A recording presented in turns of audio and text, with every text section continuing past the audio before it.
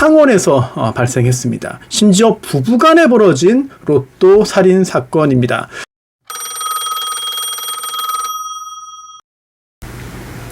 네, 안녕하세요. 손소 변호사입니다.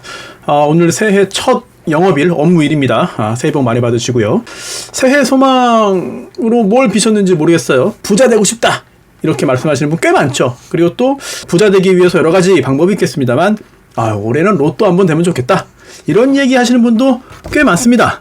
그래서 오늘은 로또 살인 사건 가지고 왔는데요. 새해에도 널리 알려지지 않은 실제 우리 주변에서 발생한 끔찍한 사건들 계속해서 소개를 해드리겠습니다. 자, 로또 종종 하시는지 모르겠습니다. 너무 몰입해가지고 너무 큰 돈 들이고 또 어떻게 하면 좀 확률을 높일까라는 그런 비과학적인 거에 빠져가지고 돈을 쓰지 않으면 꽤 좋은 오락거리인 것 같아요. 그런데 가끔 가다가 이 로또가 행운을 가지고 오기도 합니다만 나중에 보니까 실질적으로는 굉장히 큰 불행의 씨앗이 되기도 하죠. 바로 오늘 말씀드릴 이 사건인데요. 자, 이거 옛날 사건 아닙니다. 2019년 12월에 벌어진 거거든요.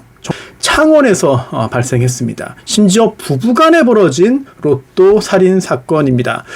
로또 1등 당첨 확률이 우리나라 로또요, 45개 중에 6개를 이제 맞추면 되는 건데 약 810만 분의 1입니다. 1등 확률이. 확률만 따지면 안 하는 게 맞는 거예요. 네, 하지만 많은 사람들이 하기 때문에 결국은 매주 몇 명의 당첨자가 나오는 거죠.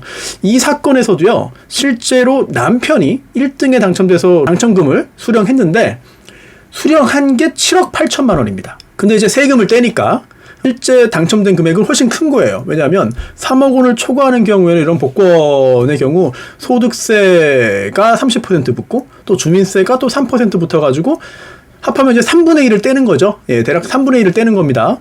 그렇기 때문에 3분의 1을 떼고 3분의 2가 7억 8천만 원 정도였다. 그러니까 발표된 금액으로는 10억 원이 훨씬 넘는 그런 금액이었던 것이죠. 아무튼 이 남편 1등에 당첨됐습니다. 810만 분의 1 확률을 뚫은 거죠. 이 부부의 사연을 좀 더 깊숙이 판결문에 따라서 한번 좀 찾아가 보겠는데요. 당시에 남편은 59세였고요. 아내는 52세였습니다. 7살 차이가 나는 부부였는데요.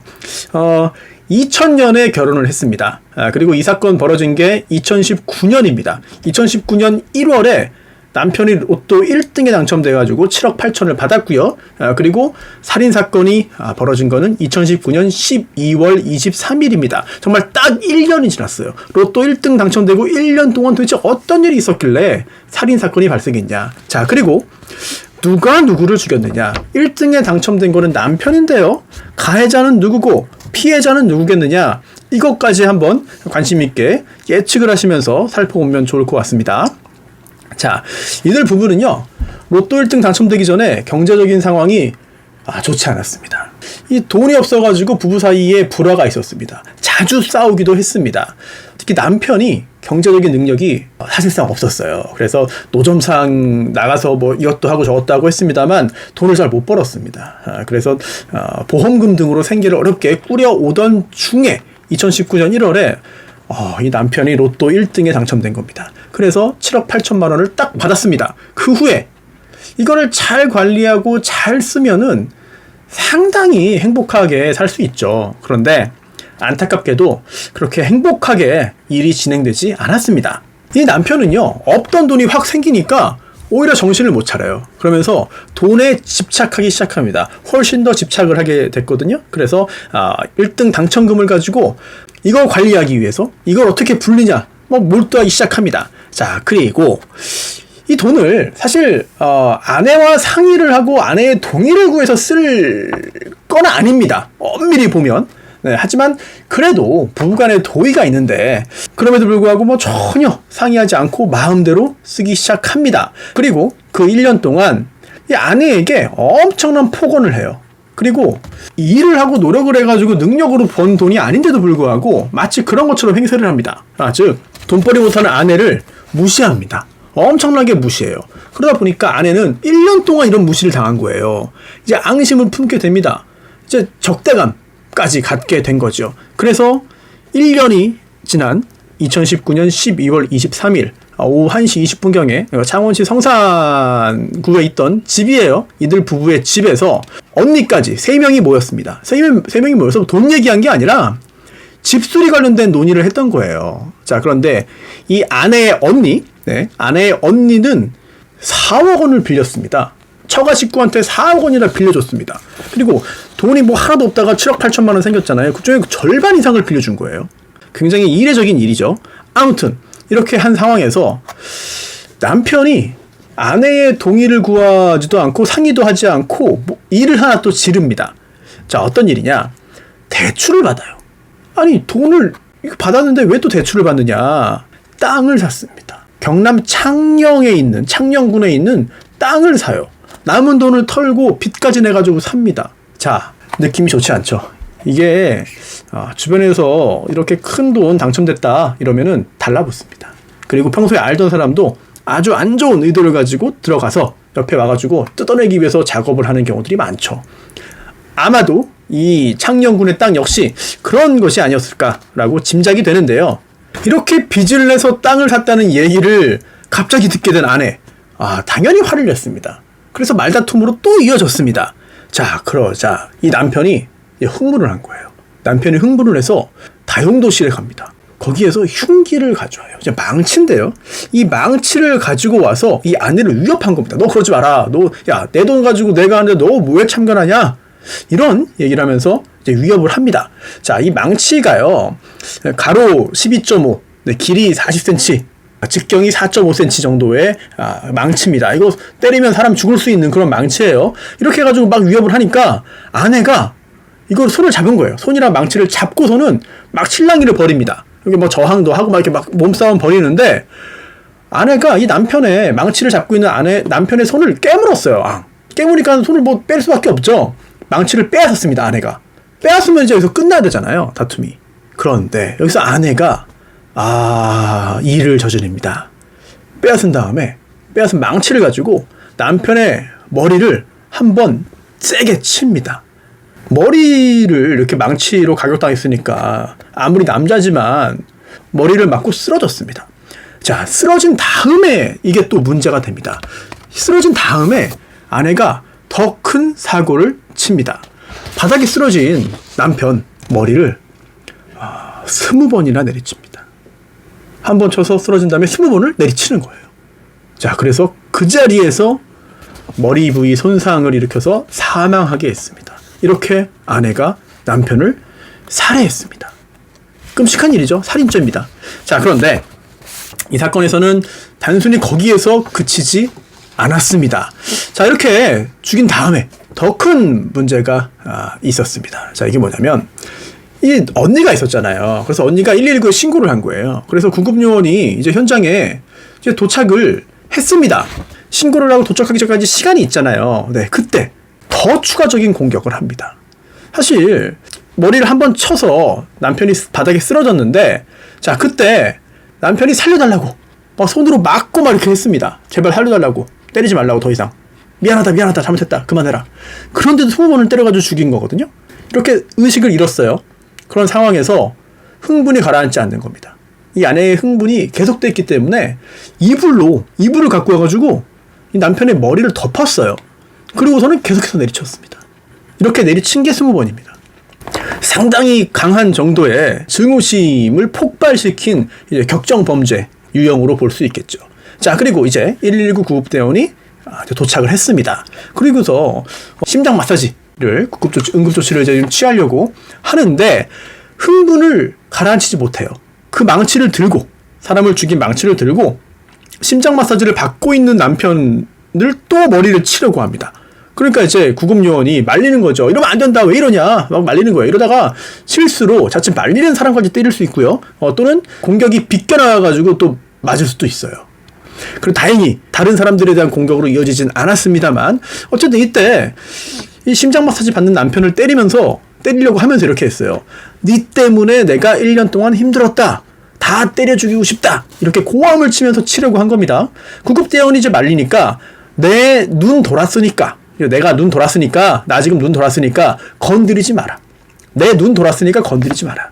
이렇게 말을 했습니다. 하지만 그래도 더 이상 다른 사람을 공격하지 않고 다 진정됐고 병원으로 실려갔습니다만 남편은 사망했습니다. 그리고 현행범으로 체포됐습니다. 살인의 현행범인 거죠. 그래서 재판으로 갔는데요.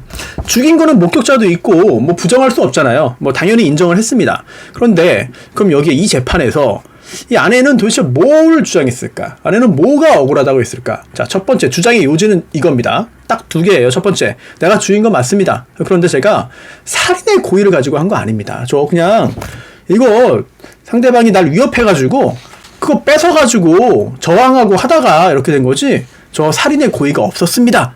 라고 주장했습니다. 이게 첫 번째 주장의 요지인데요. 그런데 사실 생각해보면 저 사람이 누군가를 죽이려고 했다.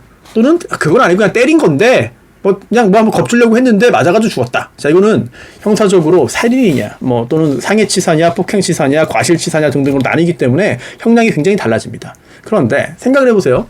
판사가 판단하는 거잖아요. 그렇다면 누군가가 어떤 행위를 할 때 머릿속에 뭐가 있었는지를 알기 어려워요.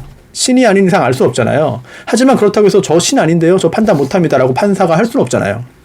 그래서 판단을 해야 되는데, 그래서 살인의 고의를 판단할 때는 이거 미필적 고의만 있어도 충분한 거고 당연하죠. 네, 그리고 또 그 당시에 살인의 고의가 있었을까? 범위를 가지고 있었을까? 이거를 판단하기 위해서는 상당히 다양한 요소를 가지고 종합적으로 분석을 할 수밖에 없습니다. 첫 번째, 왜 이런 범행이 이르렀는가? 범행의 경위. 그리고 두 번째, 왜 이러한 범행을 했는가? 범행의 동기. 그리고 흉기가 있나? 흉기가 어떤 건가? 그 흉기 어떻게 쓰는 흉기인가? 그리고 또 어디를 공격했는가? 반복적으로 공격했나? 여러 번 공격했나? 공격과 공격 사이의 간격은 어떻게 됐나? 흉기를 어떤 방식으로 썼는가? 이런 것들. 범행 전후의 객관적인 사정을 종합적으로 보아서 판단할 수밖에 없습니다. 자, 그런데 이 사건의 경우 살인의 고의 인정됐습니다. 어찌 보면 당연한 거죠. 첫 번째 흉기를 볼까요? 흉기. 이 사건 범행에 쓰인 살인 도구는요, 쇠망치입니다. 게다가 직경이 4.5, 가로 12.5, 길이 40. 자, 이런 쇠망치이기 때문에 충분히 사람을 죽일 수 있는 도구죠. 그리고 두 번째, 공격한 부위가 어디냐? 머리입니다. 머리는 대단히 중요합니다. 정말 한 번의 공격으로도 사람이 죽을 수 있거든요. 치명적인 결과가 발생할 수 있는 것이죠. 게다가 20번이나 내리쳤습니다. 대단히 위험한 거죠. 그리고 또 깨물어가지고 손을 깨물어서 어렵지 않게 빼앗았어요, 망치를. 그 다음에 한 번 쳤잖아요. 넘어졌습니다. 그런 상황에서 양손으로 망치를 잡고 막 내리친 거거든요. 살려달라고 막 하는데, 살려달라고 하고 막 막는데도 불구하고 무차별적으로 머리를 쳤고요. 이불로 얼굴 덮어놓고 또 쳤습니다. 대단히 위험한 공격을 실제로 한 겁니다. 그리고 동기 한번 볼까요? 동기는 남편이 1년쯤 전에 로또 1등 당첨된 다음에 이제 심한 폭언을 하고 무시를 하고, 그리고 또 시어머니 잘 안 모신다고 이렇게 또 막 여러 가지 질책도 하고 막 한 거예요. 그런 상황에서 마음대로 돈 쓰고 빚내가지고 땅 샀다고 하니까 그걸 화나가지고 이 사건 범행 저지른 거거든요. 이런 동기까지 종합적으로 봤을 때 이 정도면은 살인의 고의 당연히 인정될 수밖에 없습니다. 이 사건에서도 인정됐습니다. 첫 번째, 살인의 고의가 없었다는 이 아내의 주장은 인정되지 않았습니다. 자, 남은 쟁점은 이제 하나입니다. 두 번째, 과잉방위다. 법적으로 설명하면 굉장히 좀 깊게 들어가야 되는데요. 요약하면 아내 입장에서는 저 이거 막은 겁니다. 막다가 좀 세게 한 겁니다. 그래서 정당방위보다는 좀 그렇지만 진짜 막으려고 한 거니까 그건 좀 참작해 주십시오 라고 주장을 했습니다. 하지만 이 역시 법원에서 인정되지 않았습니다. 방어행위가 아니다. 이거는 남편, 그러니까 피해자인 남편의 완전하고 확실한 절명을 위한 치명상을 가할 정도로 강력하고 확고한 살인의 범위에 의해서 공격을 한 것이다. 방어가 아니다. 이게 검사의 주장이었고 법원도 받아들여졌습니다.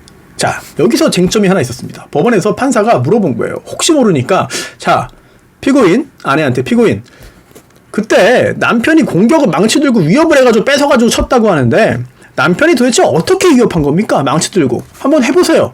그랬더니 법정에서 어느 정도예요? 손으로 한번 해보세요. 그랬더니 이렇게. 그래서 이 정도로 라고 답을 합니다. 가볍게 얼굴 부위를 치려고 하는 신용, 요 정도.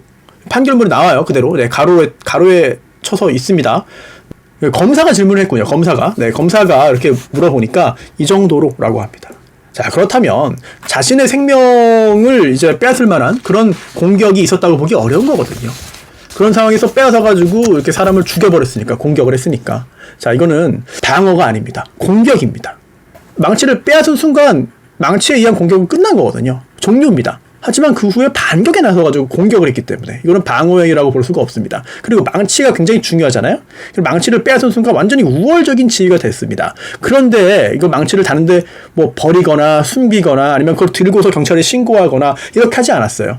그리고 언니랑 있었잖아요. 2명이 있었잖아요. 네. 그런데도 불구하고 망치를 빼앗은 순간 이거를 기화로 해가지고 때렸다. 이거는 공격 행위다. 게다가 머리를 쳤다.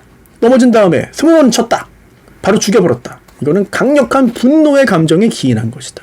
이거는 방어가 아니다 라고 보았습니다. 자, 마지막 남은 건 양형입니다. 형량이죠. 법률상 징역 5년에서 30년 범위가 나옵니다. 자, 그리고요, 살인범죄는 여러 가지 유형이 있는데, 두 번째 유형, 보통 동기 살인에 속합니다. 그리고 이제 특별 양형인자라고 해가지고 가중 요소가 있냐, 감경 요소가 있냐, 그 중에 둘 다 있으면 몇 개가 있냐 해가지고 따져가지고 가중할지 감경할지 정하는데요.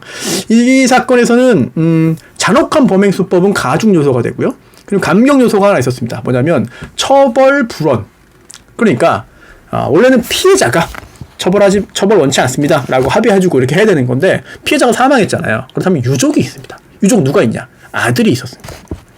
아들이 우리 엄마 처벌하지 말아주세요 라고 말을 했습니다. 그래서 감경 요소 하나 있고 가중 요소가 하나 있기 때문에 기본 여경이에요. 기본 여경. 그래서 징역 10년에서 징역 16년의 범위가 나왔고, 그 중에서 판사는 징역 12년형을 선택했습니다. 아내에게 징역 12년형이 선택됐고, 선고됐고, 압수된 망치가 몰수됐습니다. 자, 선고형의 결정 이유를 살펴보겠습니다. 다른 사람도 아닌 남편의 머리를 20번이나 쇠망치로 때렸다. 범행수법이 매우 잔혹하다. 그리고 생명은 한번 이제 박탈되면은 돌아오지 않잖아요. 네, 회복할 수 없는 중대한 피해를 초래했다는 거죠. 그리고 입장 바꿔보세요. 남편 입장에서는 망치로 20번 머리를 맞아가지고 깨져 죽었습니다. 극심한 공포와 고통을 겪었을 것이다 라는 거죠. 그리고 부부잖아요. 네, 그렇기 때문에 더더욱 엄중한 처벌이 필요합니다.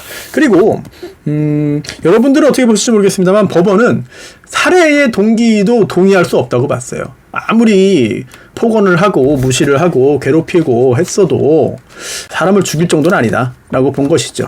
자, 그리고요, 아들이 합의를 했잖아요. 처벌 원치 않습니다라고 했는데, 이때 엄마가 아들에게 합의금을 줍니다. 그래서 아들이 그 돈을 받고 엄마 용서합니다라고 한 거거든요. 뭔가 좀 이상하죠. 가해자, 피해자, 그리고 합의를 해준 아들까지 3명이 일가족이잖아요. 그래서 이 엄마가 아들에게 준 거는 도대체 무슨 돈이냐. 자, 이거 아까 말씀드렸죠. 언니가 그러니까 이모입니다. 이모. 아들 입장에서는 이모죠. 이모가 4억 원을 아빠한테 빌렸는데 그거 어차피 갚아야 되는 거잖아요. 그거 상속분, 그거 중에서 이제 그 계산을 해가지고 어차피 줄 돈 주자라고 한 겁니다. 그렇기 때문에 진심으로 사과를 하고 용서받은 것이라고 평가하기 어렵다고 봤습니다. 하지만 이건 계획적인 범행은 아니에요. 말다툼 중에 격분해가지고 순간의 화를 참지 못해서 한 것이기 때문에 이런 우발적인 범행이라는 점, 그리고 지금 현재 잘못을 뉘우치고 있다는 점, 또한 전과가 없습니다. 이 아내에게는 아무런 전과도 없습니다. 범죄 전력이 전혀 없습니다. 이런 것을 유리하게 고려해서 징역 12년형을 선고했습니다. 평생 한 번만 되기를 그렇게 고대하는 로또 1등인데 세금 떼고 7억 8천만 원 받았으면 큰 돈이잖아요. 예전에 비해 가지고는 뭐 절반 정도도 안 되는 돈이지만 한창 때 뭐 몇십억 받았잖아요. 네. 7억 8천 큰 돈인데 이걸 받은 게 오히려 부부간의 살인사건을 불러일으킨 굉장히 좀 끔찍한 사건, 이제 비극이라고 할 수 있겠고요. 그리고 우리가 민사도 살펴봐야 됩니다. 왜냐면 물론 빚도 내고 어디에 쓰고 모두 사고 했습니다만 이 남편에게는 재산들이 있잖아요. 그럼 아내가 남편을 죽인 다음에 상속받는 거 아니냐? 그거는 불가능합니다. 자, 왜냐하면 이거는 지금 살펴본 거는 형사재판입니다. 형사재판, 형량을 어떻게 할 것이냐. 자, 그런데 이 상속은 민사잖아요. 가족법, 민사입니다. 상대방을 죽이면, 좀 피상속인을 죽인 사람은 이제 상속 자격을 상실합니다. 이걸 상속 결격이라고 하죠. 그런 상속 결격 사유 중에 속합니다. 사람을 죽여버린 거는. 아니, 죽은 사람은 또 상속받으면 안 되는 거잖아요. 그러면은 살인해라, 뭐 유도하고, 이거는 뭐 권장하는 거 아닙니까? 죽인 경우에는 상속 못 받습니다. 그래서 부부가 있고 아들이 있는데요. 이런 경우에는 남편이 사망한 경우에 원칙대로 하면 아내하고 아들이 공동 상속입니다. 다만 1.5대 1이 되는 거죠. 자, 그런데 아내가 상속 결격이기 때문에 상속을 못한다면은 남은 거는 아들밖에 없습니다. 아들 혼자 모든 것을 상속을 하게 되는 것이죠. 물론 아들도 아니 7억 8천 아버지가 받았다고 했는데 보니까는 뭐 이거 너무 빚만 많은데 야, 이거 안 받는 게 좋겠는데 상속을 포기하거나 뭐 한정 승인을 이제 할 수도 있는 것이죠. 자, 그런데 아들은 사실 중간에 등장도 안 하잖아요. 자, 아들하고 이 아버지하고 사이가 안 좋았습니다. 아무리 힘들게 살았어도 7억 8천 생기면은 뭐 좀 회복도 하고 잘 관계도 복원되지 않을까? 뭐 이런 생각도 하기 쉽습니다만 이 가정은 그러지 않았습니다. 그래서 짐작입니다만 판결문이 없습니다만 여러 가지 그런 그 뉘앙스를 좀 보면은 당첨되기 전에 너무 어려웠던 겁니다. 그리고 관계도 이미 다 좀 여러 가지 상처를 서로 주고받는 관계가 있었고 그러다 보니까 가족도 일정 정도는 좀 이미 여러 가지 안 좋은 상황에 처하지 않았겠느냐. 그런데 이런 돈이 생겼고 이 돈 관련해서 여러 가지 분쟁이 생기고 결국은 사람까지 죽는 부부간의 끔찍한 살인사건까지 벌어졌으니 이 로또 당첨이 행운이 아니라 결국은 비극의 씨앗이 됐다고 볼 수 있겠죠. 자, 오늘 새해 첫 사건으로 창원에서 2019년 12월에 벌어진 로또 1등 부부 살인사건 알아봤고요. 앞으로도 잘 알려지지 않은 끔찍한 사건들 여러분께 쉽고 아주 간명하게 설명해 드리도록 노력을 하겠습니다.